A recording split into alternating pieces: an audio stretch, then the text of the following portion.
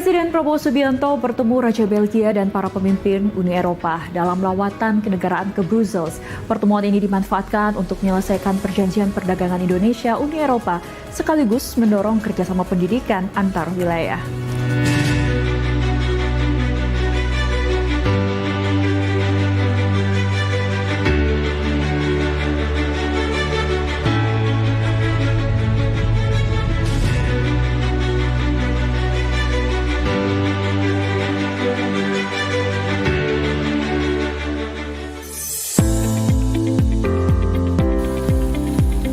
Langkah diplomatik Indonesia di bawah kepemimpinan Presiden Prabowo Subianto mencatat babak baru yang penting.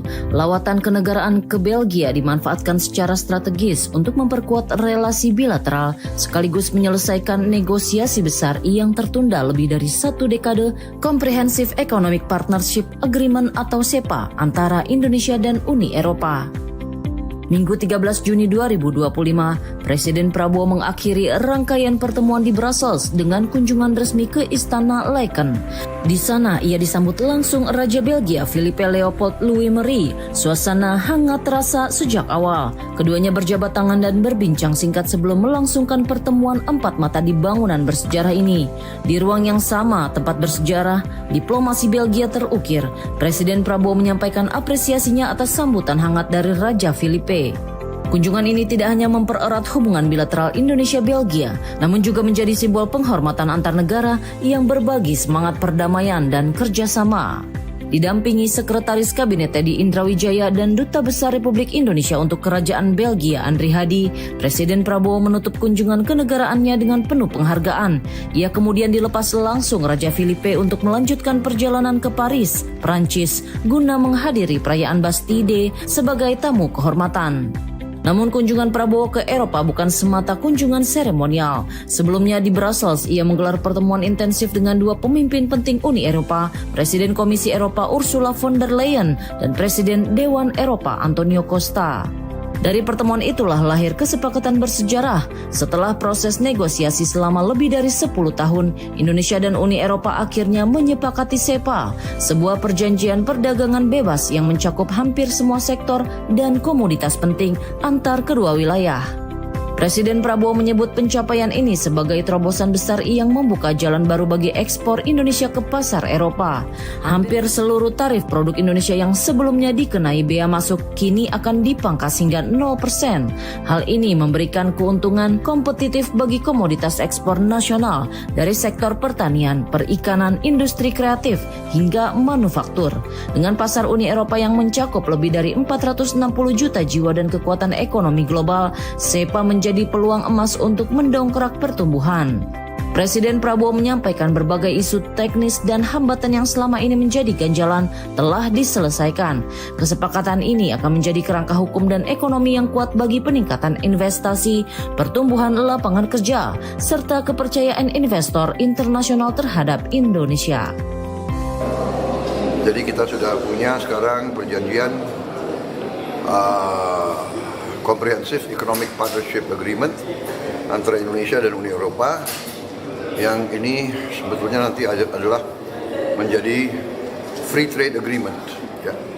Hampir semua tarif kita sudah selesai, ya, hampir semuanya 0% di antara kita.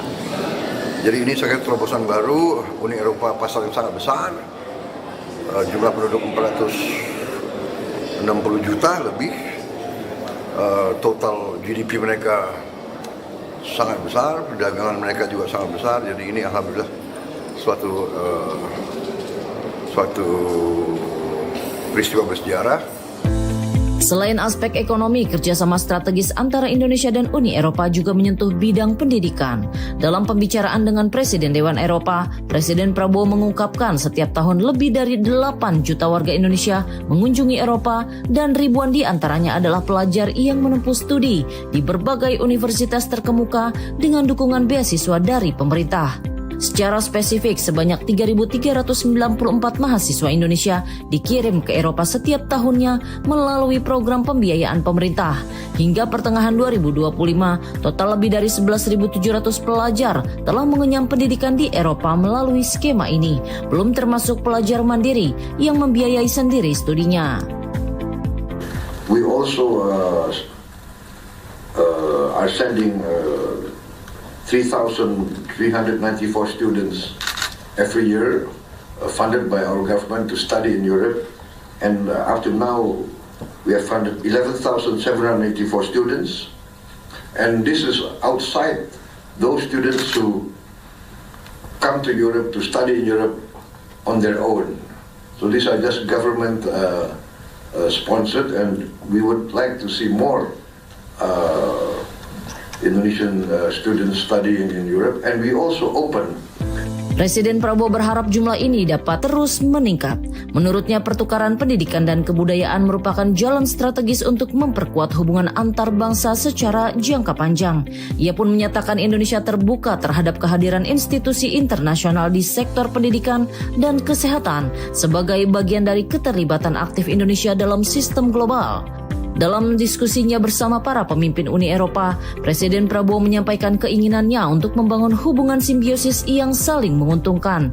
Eropa memiliki keunggulan dalam teknologi, manajemen, dan riset, sementara Indonesia menawarkan sumber daya alam, mineral penting, dan komoditas pertanian yang sangat strategis. Dengan semangat kerjasama dan kepercayaan, Presiden Prabowo meyakini hubungan Indonesia dan Uni Eropa kini memasuki fase yang lebih kokoh dan strategis. Ia juga menyampaikan apresiasi atas posisi Eropa yang terus mendorong perdamaian dan stabilitas global. Dalam dunia multipolar yang penuh ketidakpastian, kekuatan seperti Uni Eropa dibutuhkan untuk menjaga keseimbangan dan mencegah dominasi satu kekuatan tunggal. Kesepakatan SEPA yang berhasil diraih di Brussels menjadi penanda Indonesia tidak hanya mampu bernegosiasi, tetapi juga mampu menuntaskannya dengan hasil nyata.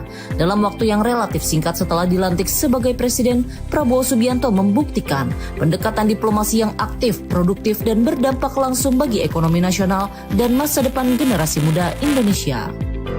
Dengan selesainya SEPA dan terbukanya peluang besar di sektor pendidikan dan ekspor, lawatan Presiden Prabowo ke Eropa menjadi babak penting dalam perjalanan diplomasi Indonesia. Ini bukan hanya langkah ke luar negeri, tetapi langkah maju bagi masa depan ekonomi dan sumber daya manusia Indonesia di panggung global.